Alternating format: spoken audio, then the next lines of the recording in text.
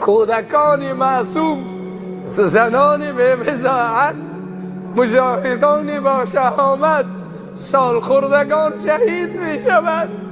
خانومی را به واتساپ دیدم میگفت که یا ربی من دنبال آن رفتم تا برگشتم اولادم جام شهادت نوشد. الهی به قطره اشکی آن مظلوم مشکل امت را حل می‌گردد. به والله قابل تحمل نیست.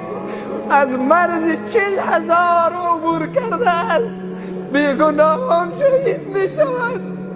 دروغگویان تاریخ، مدافعان حقوق بشر، ناقضان حقوق بشرند. دروغ میگویند. دل هیچ کس نمی سوزد. هیچ قدرتمند دلش به بشریت نمی سوزد. حداقل به انسانیت نمی سوزد. پروردگار